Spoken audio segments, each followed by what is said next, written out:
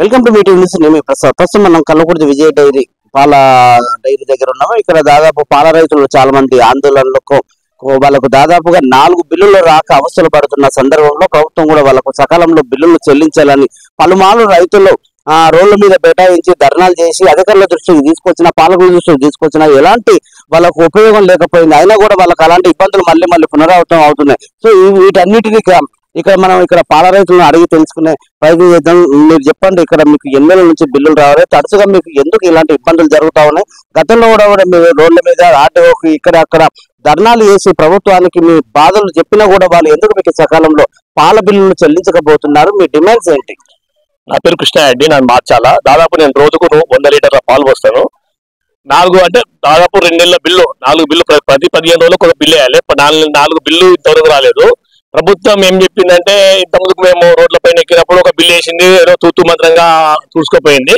మళ్ళీ ఏం చేసిందంటే 50 కోట్ల రూపాయలు మేము రిలీజ్ చేస్తున్నామని ఒక పేపర్ స్టేట్మెంట్ ఇచ్చి కూడా దాదాపు 2 నెలలు అవుతుంది. ఆ పేపర్ స్టేట్మెంట్ కాడికే ఆగిపోయినది. ఇంతవరకు 4 బిల్లు ఇచ్చి మా ఇబ్బందులు అంటే చెప్పుకోవాలని అవస్థలు పడుతున్నాం మేము. కిందికి తిప్పలు లేకుండా, దానం లేకుండా ఆవులు చనిపోయే స్థితికి ప్రతిసారి బిల్లులు రావాలంటే ధర్నాలు చేయాలా, పోరాటాలు చేయాలని అలా అనిపిస్తుంది ప్రభుత్వానికి. ఎందుకు మీరు ఏం చెప్పదలుచుకున్నారు రైతుల మామూలుగా నాయకులకు? అయితే ఇది గత ప్రభుత్వంలో ఇలా జరగలేదు. ఎప్పుడైతే కాంగ్రెస్ గవర్నమెంట్ వచ్చిందో ఆ తర్వాతనే ఇది చాలా పునరావృతం అవుతుంది. ఇంతకుముందుకు ఏమైనా 15 రోజుల తర్వాత, 5 రోజులు, 6 రోజుల తర్వాత మాకు ఖచ్చితంగా బిల్లు పడేది. ఈ ప్రభుత్వం వచ్చిన తర్వాత మాత్రం చాలా ఘోరం అయిపోయింది. రైతులు ఈ ఒక్కటి కాదు, కొనుక్కున్న ధాన్యానికి ఇంతవరకు బోనస్ లేదు. ఏదో ఆయన వచ్చి మీటింగ్ పెట్టినప్పుడు 500 రూపాయలు బోనస్ ఇచ్చిన తర్వాత బోనస్ పడతలేదు, ఏం పడతలేదు. చాలా చెప్పుకోని పరిస్థితి ఉంది. ప్రతిసారి ధర్నా చేసి మేము బిల్లు ఇస్తామంటే అదే పరిస్థితి చేస్తాం. 15 రోజులు పాలు వస్తాం, 15 రోజులు ధర్నాలో కూర్చుంటాం.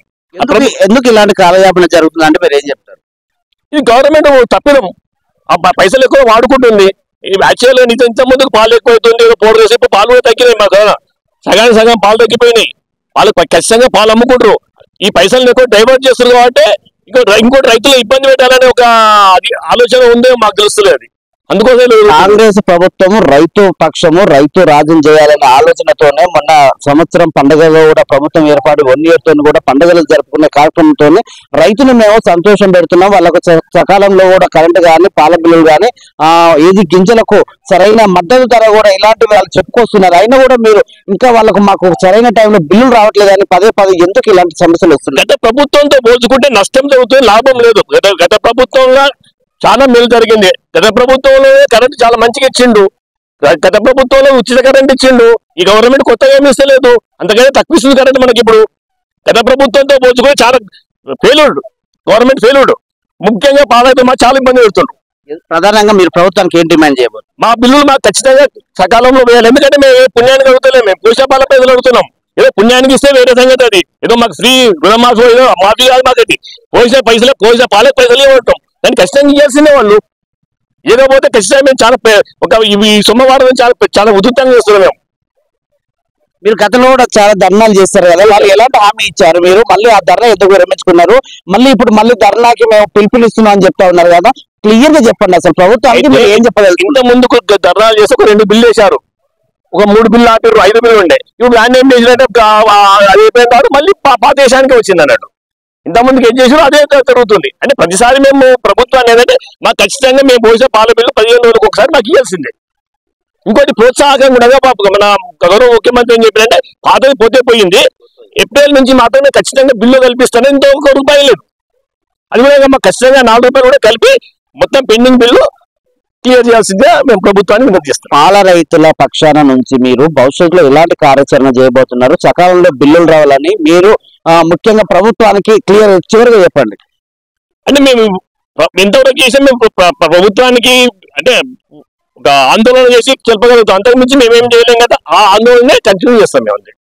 ఇదండి మొత్తానికి ఇక్కడ విజయ డైరీ మిల్క్ ఇక్కడ రైతులు చాలా ఎందుకంటే ప్రతిసారి ఇలాంటి సమస్యలు వస్తున్నాయి. మాకు సకాలంలో బిల్లులు చెల్లించక మాకు అవస్థలు పడుతూ ఉన్నాం. మేము కేవలం దీని మీదనే ఆధారపడి బ్రతుకులు కానీ, పిల్లలు కానీ, కుటుంబాలు కానీ, కుటుంబ పోషణ కానీ ఇక్కడ నుంచే మేము కార్యకలాపాలు సాగిస్తున్నాం కాబట్టి ప్రభుత్వం ప్రతిసారి ఈ రైతులను ఇబ్బంది పెట్టే కార్యక్రమం చేస్తుంది.